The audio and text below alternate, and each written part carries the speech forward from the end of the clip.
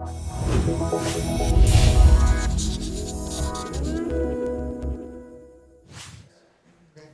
would like to bring this discussion back on education and not on bureaucratization. As you all four might know, we are in a bit financially rough weather. And as you all might know, in giving education, teachers cost money and students yield money because we get money from the government for each student. Then there's this some kind of balance number, depends on the kind of education, about the number of students you need to come out of zero in your balance. That some people say is around 50 or around 80. What is your opinion on small-scale education, so programs that are smaller than that threshold, so actually losing money? Should we keep them or should we get rid of them since they're losing money? I'm very curious to your opinions. Okay, so small programs making a loss, what should we do? Well, I start with the older parties because they have 25 years experience. We have 8 years of experience, but that's still a long time. We as Novum, if the educational quality of these programs is high enough, then we definitely think we should keep those programs at the university. Who should pay for that?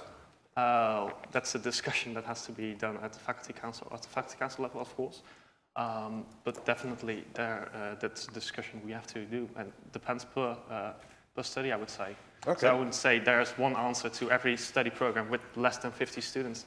I would say look at every program, at the quality. How do students think the program is running, and how does the dean of the faculty think about it? Because that's a discussion you have to do per program. Anyone disagreeing with this point of view? Well, we don't always have to do what the dean of the faculty thinks of it. No. That's a bit. Oh, no, sorry, Harm. No. I don't say we have to.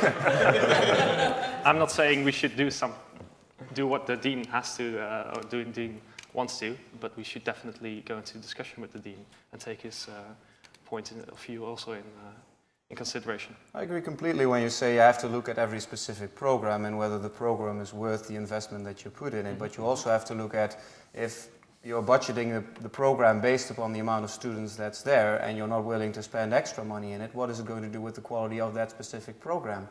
And if the program itself is suffering under it, then you as a university are offering education to students which is under the level that you require of yourself. So that is something that you have to keep in mind, that if you want a small-scale program, if we together choose that we want this, then we have to be willing to free up the budget for this program to be of a certain quality that we find acceptable as students and as a university. I would agree with clear distribution of budget, and the only thing that I would certainly say, we don't need to waste money on certain things. If to be honest, looking at this audience, I'm not completely sure that we had to spend so much money for this debate. If to be honest, this cost lots. And sending us just for a chat, I'm not sure that we had to spend this money right here where we could distribute it for our education. That's the only point that I have impression for today's event, you know. You forget the millions of people at home. Oh, yes. Yes. I'm you know.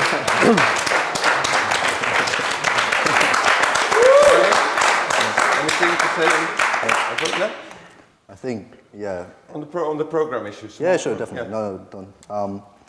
I think if I read like the strategic program of Maastricht University and also for the future, I always see leading and learning, and I also always see PBL. Yeah. So and everyone, when I came here, people told me PBL requires little groups. So I think we have our basic foundation in PBL, we have our basic foundation in really high quality, which is based on an entire system, which is small groups. So we have to show that we are the best in it. And if we show it, I think we should get the funding for it. I just know that there are, I think, 80 billions right now from Europe, which are distributed between the universities. And they go to the universities which do the best education, which have the best programs, which are the best. So we should do the best for us, for our students. and then get the best money for it. Okay, thank you. Anyone else in the audience on educational quality? Yes? If you could. Yes, please. Okay, well. First of all, yeah, thank you very much for the nice comments. And just maybe to back up, talking about the proofs of the lost documents and the bureaucracy, I think it would be interesting to see how many people, even from this small community, have had issues with that. I'm sure it would have been a lot. In the year that I came to study in University of Maastricht, I came myself from Lithuania, so that's not Germany, that's not Aachen, that's a little bit more far away, you know? And after dealing with the admission office for half a year, because I applied quite in advance, I found myself on a red list together with, I think, half of the students who were there. So I bet that this was really not recorded in those documents that somebody brought here. But this is a fact that nobody can deny, and I can prove that. Yes, maybe my question was maybe to DOPE, because I see that everybody accentuates that it is important to have education in university. I think it's obvious, because that's the institution that is done for that. And I think that none of the candidates would say that it is not important. That's why seeing such a nice group of young people, of DOPE especially, I think it's really outstanding to see them. Yeah, so could you move toward a question? Yeah, the question is, what is so specific, maybe, that you have been doing for the past 23 years?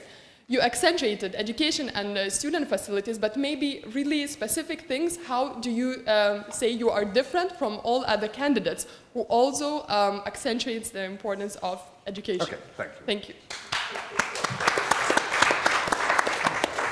Well, first of all, thank you for the opportunity and for the question. Well, what we have been doing on the field of education, we have linked it in this case, also in our specific challenge, to the facilities that you need for a good academic environment.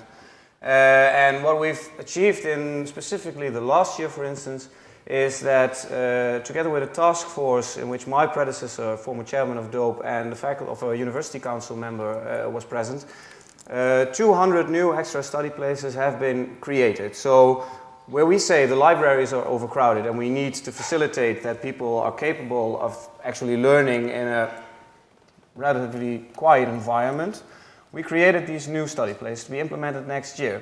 We also said that when it's important to have a good information flow. So for this year, what we're focusing on is trying to improve the ICT facility, specifically the way that Ilium, MyUM, but especially the question database, ESC, works in how to implement your questions. Because I personally find it very irritating that if I have a problem at this university and I want to get in contact with someone, I have to fill in 5 different questionnaires to get into contact with someone, and even then I'm going to get an indirect email. Personally, there is room for a little bit more of a personal touch in that, so that people are actually telling me what I need to know instead of just redirecting me to somebody else. It's short, brief, but I also want to go to the next challenge. So. Just real short, like the study places, where are they? Like, where can I find them then? Or do you have like just concrete? You say next year they have the studies places. Can you show me the place now? Where you can put them in the inner city library. You can just build an extra floor on that, but they're going to be flexible workplaces either at the faculties or around them, or a little bit more outside of the city center. But if you want to have a quiet place that you can study, the distance, we've already asked that to students, whether they mind to go the distance, and they don't. Yeah. So then that hasn't been achieved, and there's being worked on that. No, it's not. We got the agreement of the university board that these places are going to be there, so it's an achievement. So they will be there? Yeah, they will.